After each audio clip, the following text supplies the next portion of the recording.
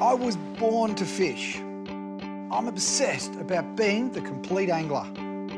As a fishing journalist and photographer, I go to the greatest lengths to get the shot.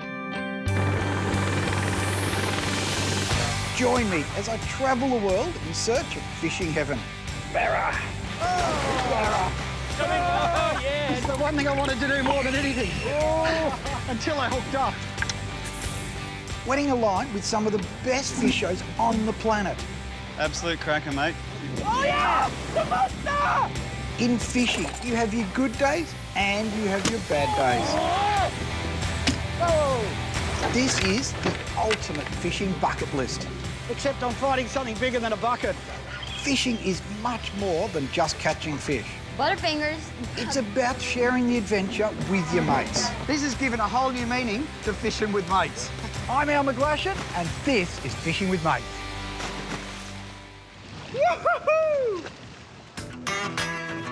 How are you today? I've only got a couple of bags today. And where are you? We're heading to Darwin. We're going fishing. This week, I'm heading to the Northern Territory to sample some of the best fishing spots the top end has to offer. From offshore sail fishing, Have a look at that. barra fishing in croc-infested rivers, What's he got? and the difference between a gourmet chef and a big buffy bush cook. July 2015, and he's out of date. My first stop in my top-end adventure is Bathurst Island. Now, that's 140 kilometres offshore from Darwin, but we're actually fishing the Bathurst Trench. Now, this is a canyon basically underwater, and it's a magnet for marlin and sailfish. The plan is to fly to Darwin, then take a taxi down to the marina, where we've got the boat waiting for a secret covert operation. It's kind of like a James Bond movie, except we don't have the sexy chicks in it, and we definitely don't have an action hero. I'm meeting up with my old fishing mates, Andrew Pass and Hazy. Pass, how are you, mate? Good buddy. Swing in here. Ready for action? Good to see you, Hazy. Jump aboard. All right, let's do it. And we're firing up the Yamahas because we got 4 hours steaming all the way across to Bathurst. I'm so hanging for this trip. So, Pass, what's the plan? So we'll head over to Bathurst Island. Yep. So we'll be staying out the front of the weather station there. We can get a tide change at 4 o'clock there to Sabo and hopefully get a few goldies for dinner, Beautiful. which will be good. So we'll head out to Bathurst Sailies Trench and maybe first marlin. night. And, yeah, all going well. We might be able to raise a couple and hopefully, yeah, see a marlin, maybe Catch a sailfish. Well, we've caught marlin there before. Yep. And I haven't even seen a sailfish in the territory yet. Yeah, well, they're more sailfish are common. more common than marlin there. Open her up.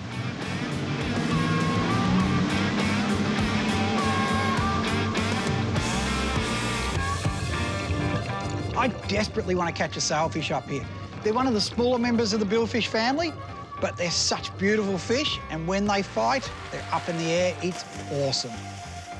You know, the great thing about sailfish, before you even hook them up, you see them, they come in, they attack your teasers, you put a bait down to them, you hook up, and then the fun starts. They're up in the air, they're cavorting around. They're just a great fish to catch.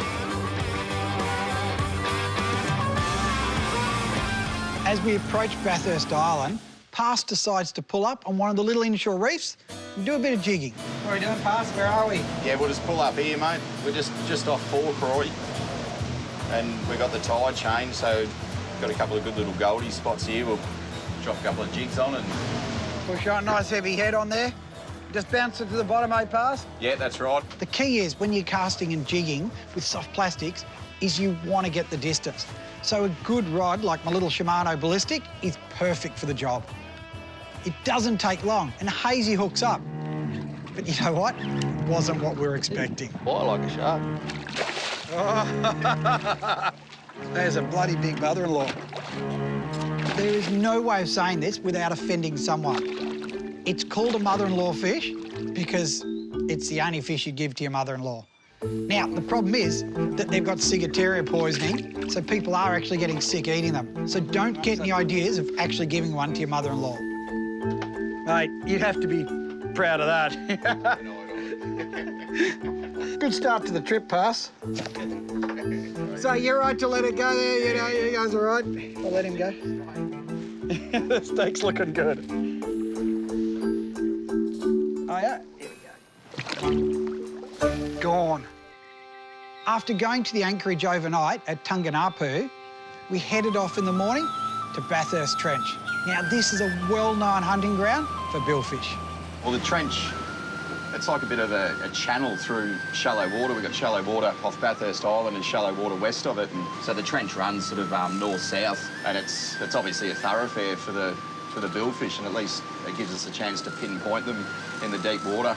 Bathurst Trench is basically 20 kilometres long, it's 200 metres deep, but what makes it so special is it's the deepest water for probably over 100 miles around, and that makes it a magnet for the billfish that use it like an underwater highway. So if you want to find billfish, go to the trench.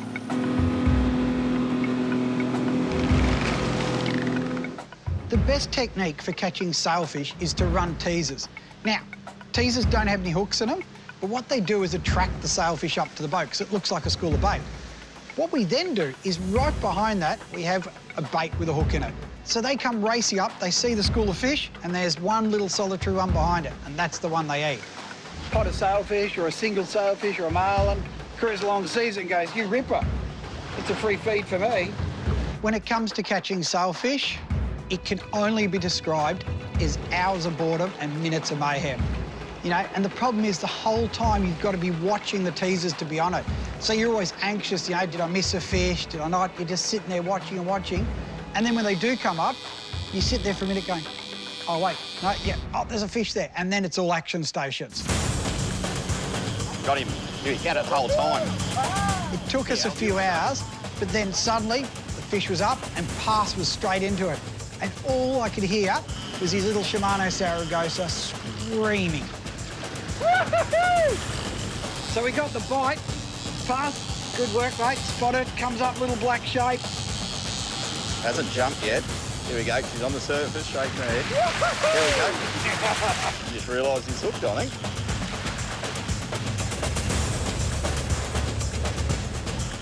How good is it when they do that? You think we travelled, what, 150 k's out past, stayed the night in a creek, caught mother-in-law fish, all for that. You know what? I never get sick of seeing sailfish jump out of the water. There's something, they're so graceful the way they come out, and those beautiful colours, and of course that massive sail, they're always spectacular. I think that's one of the reasons we love catching them.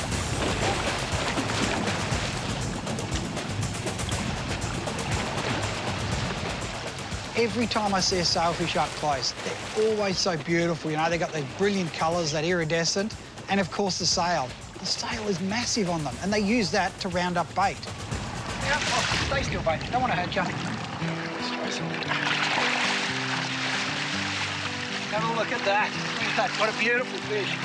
Once you get the sailfish to the boat, it's critical that you release it quickly because, you know, they're fatigued from the fight and to a certain degree they're stressed.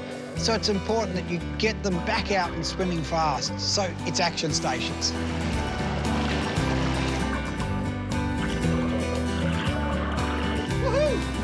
So after going 1 from 1 on the billfish, we decided to end the day catching a fresh feed of golden snapper for dinner. Golden snapper master. I think mine's slightly larger. It's a big one. Oh, we'll give you a goldie for that. Rightio. Woohoo! Al, you've redeemed yourself. Woohoo! If you clean every one of these snapper, I'll cook you a feast that you will never forget. There's always a catch. There's always a catch. Golden snapper have to be, I reckon, one of the best eating fish. When Pass said that he'll take over the cooking, tell you, Hazy, I was impressed then. Now, Pass rates himself as a gourmet chef, and he had something really special planned for that golden snapper, the one that I caught. Well, usually we have beer batter, but honestly, I'll go to Woolies and I buy like 20 packets at a time, but we must have done the last 2 packets last trip, so there's 20 packets of our backup. Coating I can't believe this. I went to all that effort. I caught those fish, and there's no beer batter. Yeah, but look at it. Look how long that's been in the boat for. That is honestly, that's seasoned. 1942. July 2015, he's out of date. I made that as a joke, mate. I didn't mean it as serious. Hang on, 17th September 2015. That's closer. We'll get rid of that one. Chuck that in the bin. You're filling me with confidence. Here we've got this beautiful fish and we're out of July 2015. Now, as far as Pass's chefing abilities goes, let's just leave it at he's a bloody good fisherman. Look at that. It's been a hard day, but we've come up all right. We've got a billfish. We've got a handful of goldies. Any billfish in the territory is a good day. Yeah, we can't complain. So after a fine dining experience, it's time to leave my mates behind because I wanted to catch what the Northern Territory is most famous for, a barramundi. And the best place to do it is the Daly River.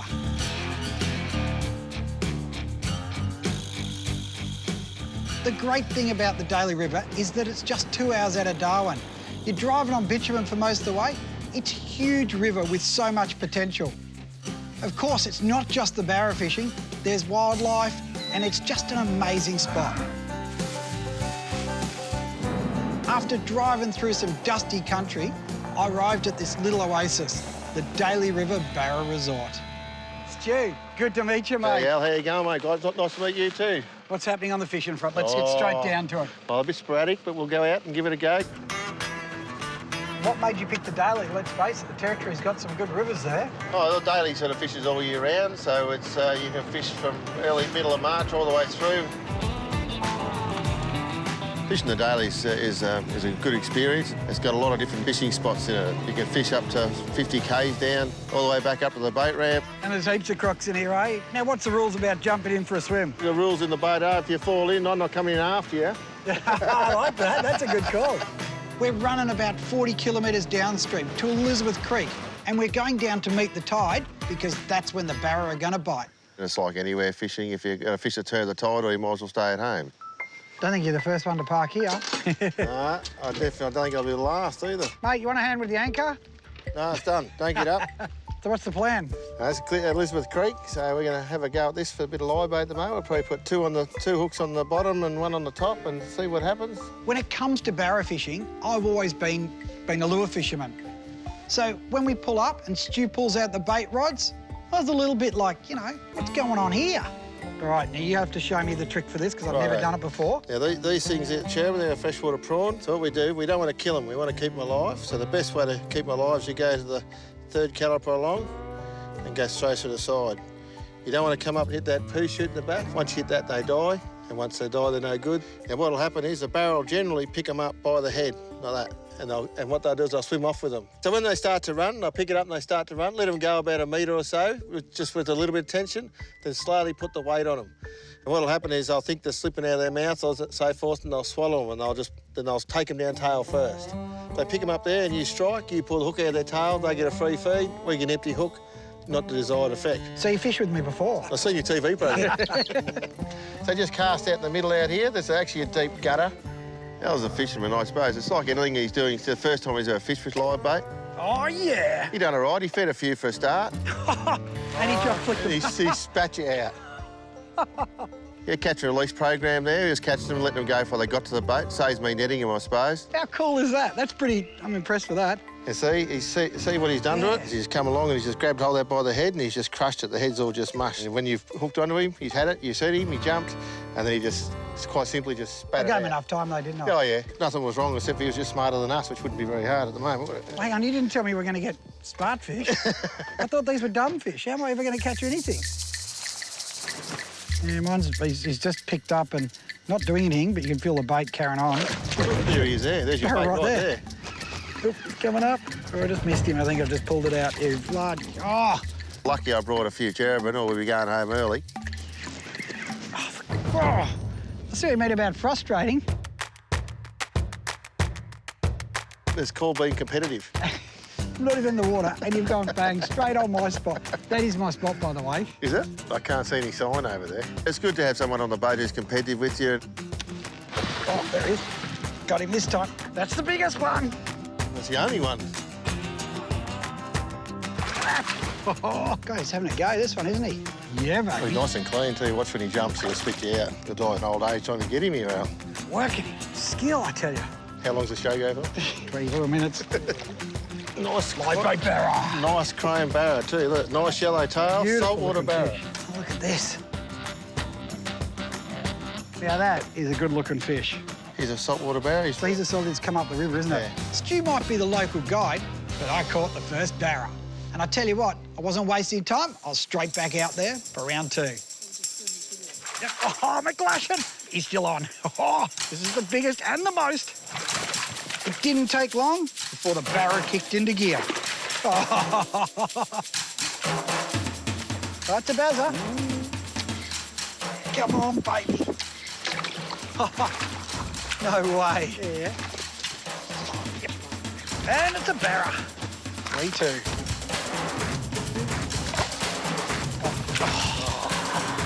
Oh, now that's an expert. Nice fish, mate. Well done. Well, the fish come on right on cue, so it was good. And we had a good, probably, good half an hour, 45-minute session there. 3 all. And I have to net it. Hey, don't knock it off the hook either. Oh, will you? sorry, mate, didn't see it. Yeah, you don't net them like that.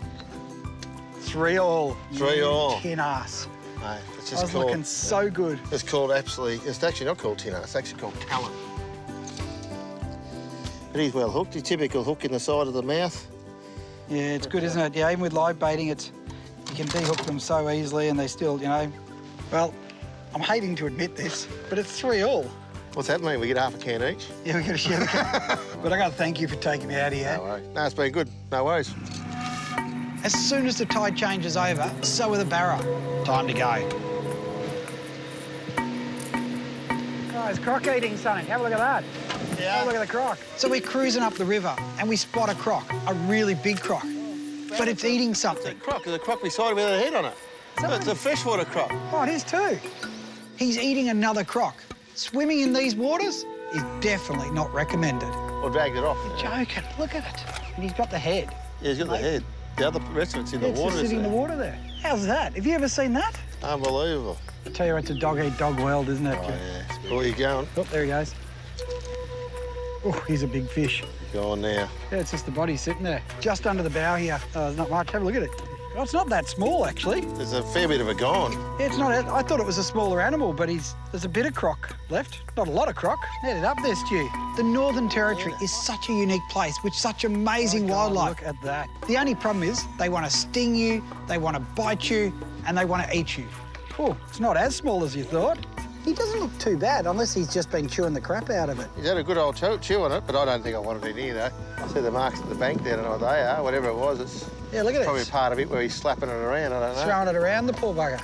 No, well, that's the last thing he'll do this week. Welcome to the Daily River. Welcome to the Territory, full stop. I think we'll offload that, because I bet you someone's watching us.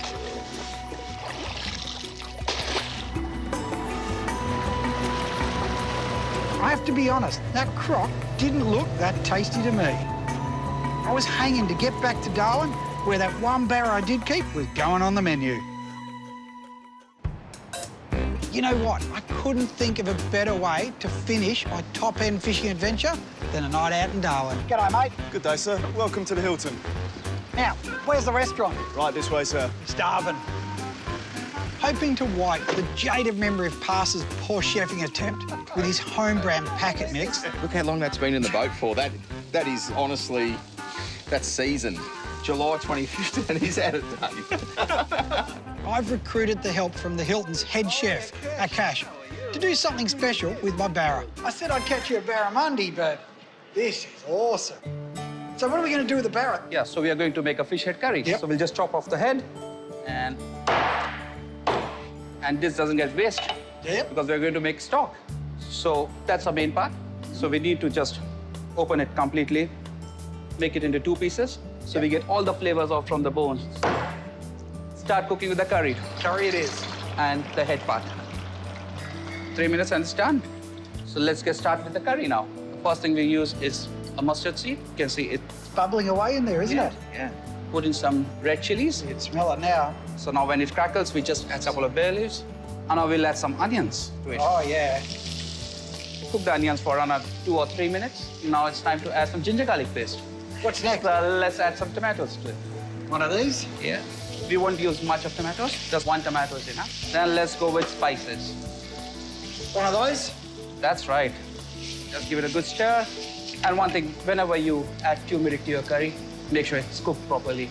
Otherwise, you get the rawness of the turmeric, and that spoils the taste of your curry. So now we add some coriander powder. 3 teaspoons, that should be enough. So now we're getting a nice body for our curry. So you need some salt? We need some salt here. I'm like Just- a makeshift chef. Now we'll simmer the head. So what's next? So now we're going to add some stock in this. Oh, this looks sensational. So once we add the stock, we simmer it for 2 or 3 minutes. I think it's time to add some coconut cream in that. Pour it in. Pour it in. Wonderful. So another 2 or 3 minutes more, your dish is ready to go. Yeah, now we finish the dish with some fresh coriander. Oh, that is And I beautiful. like coriander. And we'll serve with some rice. Some rice? So what, simmer for a couple of minutes? Just 3 minutes should be good. Done. That's enough time for a beer. I'll see you there. Apart from the fish head curry, Akesh and his team of chefs served up a bunch of fancy dishes. Beautiful. Thank you. Dinner. Thank you, chef. Thank you. And the best part is that all of this came off one fish, so nothing was wasted. Well, I tell you what, this looks sensational, but I need to test it first. Go ahead. Just need a little test run for it. Oh, man, that is good. That is really good. This has been an awesome trip. And the best part is that I got to taste the best of the territory, both offshore and inshore. So do yourself a favour. Get up to the Northern Territory. Stay, play, and fish the top end with your mates. Nice clean Barra too, look. Here is to fishing with mates. Yes. How big was it? It was huge. It was about, hang on, Aresh, I gotta reach in. It was about that big.